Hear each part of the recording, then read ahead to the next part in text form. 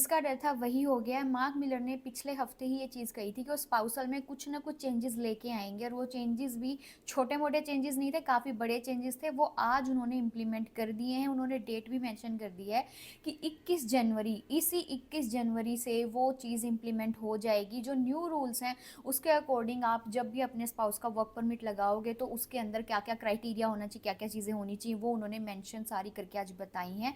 तो सबसे पहली चीज़ तो दो कैटेगरी में इसमें बेस्ड है। सबसे पहली कैटेगरी जो है, जो भी यहाँ पे एज अ स्टूडेंट आता है और वो अपने स्पाउस को इंडिया से बुलाना चाहता है, तो पहली बात कि आपके पास बढ़िया हाईएस्ट एजुकेशन होनी चाहिए, मास्टर होनी चाहिए, डॉक्टरेट होनी चाहिए, मतलब इस टाइप का कोई बढ़िया कोर्स होना चाहिए और मास्टर होनी चाहिए। और स्टडी 1 साल की नहीं चलेगी, स्टडी एटलीस्ट 2 साल की होनी चाहिए। 16 महीने की तो पढ़ाई होनी ही होनी चाहिए, तो ही आप अपने स्पाउस का वर्क परमिट अप्लाई कर सकते हो, अपने स्पाउस को कनाडा बुला सकते हो।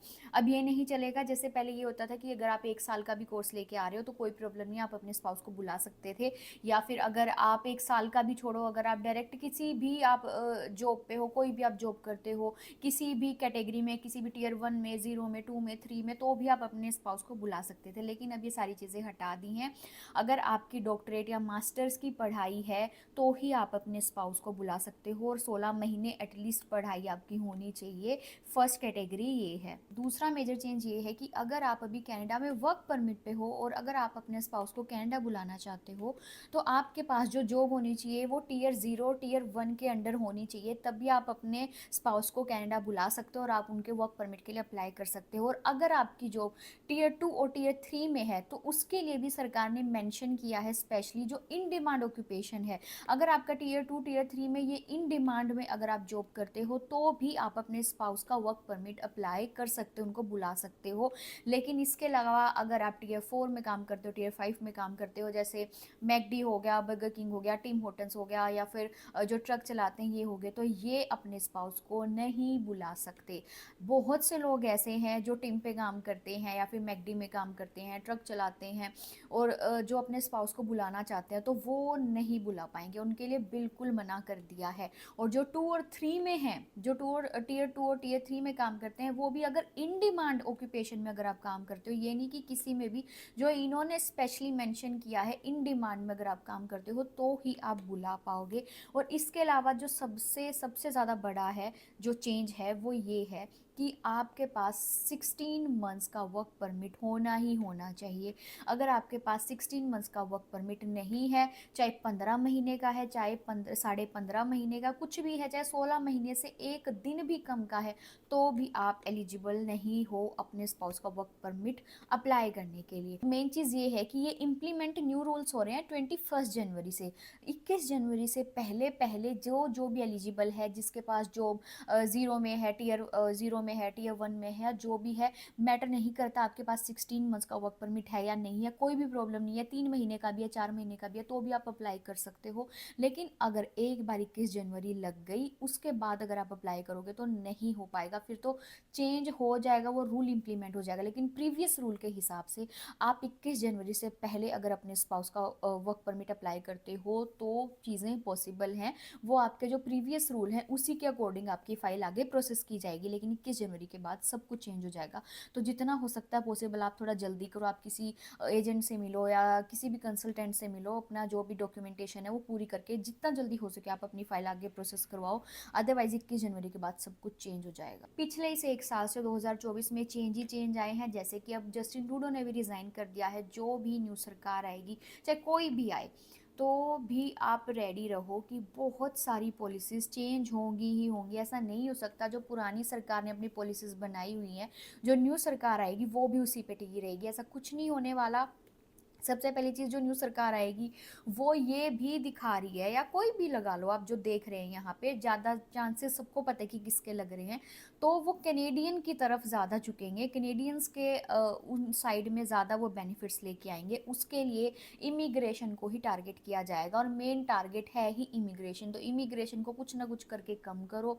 स्टूडेंट वीज़ा इन्होंने चेंज कर दिया, वर्क परमिट इन्होंने चेंज कर दिया, स्पाउस का इन्होंने चेंज कर दिया, ग्रैंड पेरेंट्स का इन्होंने कर दिया, PR इन्होंने बंद कर दिया, कितना कोटा कम कर दिया, पीएनपी पोज हुई पड़ी है कितनी जगह प्रोविंस में, तो ये सारी चीज़ें चली हुई हैं पूरे के पूरे साल में। कितने सारे चेंजेस आए हैं और ये 2025 की जनवरी में ही कितने सारे चेंज कर दिए हैं। तो बहुत ज़्यादा ये साल ये सब देख के लग रहा है डिफ़िकल्ट होने वाला है। बट मेन बात ये है कि टेंशन मत लो, कोई बात नहीं, हर चीज़ का कोई ना कोई सोल्यूशन निकलेगा। कुछ ना कुछ ऐसा कभी नहीं होता कि अगर हम ये चीज़ नहीं कर पा रहे हैं तो उसका कोई सोल्यूशन ना निकले, कुछ ना कुछ रास्ता हमेशा मिलता ही मिलता है। कभी भी डीमोटिवेट मत हो, क्योंकि बहुत सारे ऐसे स्टूडेंट्स हैं जिनके इतने सारे मैसेज मेरे इंस्टाग्राम पे आते हैं कि मेरा तो वर्क परमिट ख़त्म हो गया, मेरा तो ये हो जाएगा वो हो जाएगा, मैं इंडिया वापस नहीं जा पाऊँगा, मैं तो मर ही जाऊँगा। मतलब इतनी बड़ी बात नहीं है, लाइफ में यही सबसे बड़ी चीज़ नहीं है कि आप कनाडा आ गए हो तो ये सबसे बड़ा है भाई, अब इसके बाद तो ज़िंदगी ख़त्म होगी, ऐसा नहीं है। अगर आप ज़िंदा हो, आपकी लाइफ है आपके पास, तो आप क्या ही कर लोगे। लगा लो आपके पास पीआर आ गई, हमें पीआर मिल जाएगी, हम यहाँ पे घर ले लेंगे, हम आगे अपनी लाइफ शुरू कर लेंगे, हम यहाँ पे बिजनेस खोल लेंगे, सारी चीज़ें ठीक हैं। लेकिन मुझे ऐसा लगता है इससे बड़ी चीज़ आपकी खुद की लाइफ है। अगर आप ज़िंदा हो, अगर आप ठीक हो, लेकिन अगर आप इन सब की टेंशन में आपको कुछ हो जाएगा, जैसे हर रोज़ न्यूज़ आती है, बहुत ज़्यादा डिप्रेशन में था, उसको हार्ट अटैक आ गया एकदम से, बहुत ज़्यादा अब तो ये आने लग गया कि पता नहीं सिर की नस फट रही हैं, ब्रेन हैमरेज हो रहा है, तो ये चीज़ें बहुत ज़्यादा सुनने में आ रही हैं। और ये सब का रीज़न क्या है? टेंशन, इतनी ज़्यादा टेंशन चली हुई है। अपनी ज़िंदगी से बढ़ के किसी भी चीज़ को इम्पोर्टेंस मत दो लाइफ में, कि पीआर ही सब कुछ है, एक यही लास्ट ऑप्शन था, इसके अलावा तो हमारी ज़िंदगी में कुछ भी नहीं है। ऐसा बिल्कुल भी नहीं है। ये सब लाइफ का पार्ट है। अगर ये नहीं होगा तो कुछ और आपकी लाइफ में अच्छा होगा, तो कुछ अच्छा ही सोच के आप आगे चलो। ये चीज़, हाँ, बहुत स्टूडेंट ये भी है कि भाई हम इतना कर्जा लेके आए, हम कैसे उतारेंगे, ये सब चीज़ें हैं। लेकिन भरोसा रखो, कुछ ना कुछ ऑप्शंस निकल के आते हैं। बस अपनी हेल्थ से बढ़ के कुछ भी नहीं है। कर्जा भी अगर आप लेके आए हो तो कुछ ना कुछ करके वो भी आप चुका ही दोगे, कुछ ना कुछ काम तो करोगे ही। ये थोड़ी है कि अगर कनाडा का कुछ नहीं हुआ तो आप ज़िंदगी में ही कुछ नहीं कर सकते, ऐसा कुछ भी नहीं होने वाला। मेन चीज़ है कि बस अपने आप को डीमोटिवेट मत करो, अपने आप को मोटिवेशन दो हर रोज़ उठ के, ये चीज़ होगी, ये चीज़ होगी, कोई प्रॉब्लम नहीं है, ये नहीं होगा तो मैं कुछ और देख लूँगा। तो अपने माइंड में हमेशा आपको दो ऑप्शंस रख के चलनी चाहिए। अगर ये फर्स्ट ऑप्शन नहीं हो पाता है क्लियर, तो सेकंड ऑप्शन है हमारे पास। बोलना आसान है, मुझे पता है, हर कोई ना कोई स्टूडेंट अपना अपना अलग ही दुख लेके चला हुआ है, उसको अलग टेंशन है, दूसरे को अलग टेंशन है। बट ऑब्वियसली हम अपने आप को समझा सकते हैं। अगर हम हर टाइम दिमाग ख़राब करके रखेंगे, ये चीज़ होगी वो चीज़ होगी, तो कुछ भी ठीक नहीं होने वाला। तो अपने आप को जितना हो सके मोटिवेट रखो। और ये चेंजेस तो अब तो, बल्कि अब आप सोच के देखो कि 2024 में जब ट्रूडो थे तब कितने चेंजेस हुए, तो जब नई सरकार 2025 में आएगी तो ऑब्वियसली चेंजेस और ज़्यादा होंगे, कैनेडियंस की तरफ ज़्यादा होंगे, और जो इमिग्रेशन है उसकी तरफ कम होंगे। काफ़ी सारी चीज़ें चेंज होगी, पॉलिसीज़ चेंज होंगी।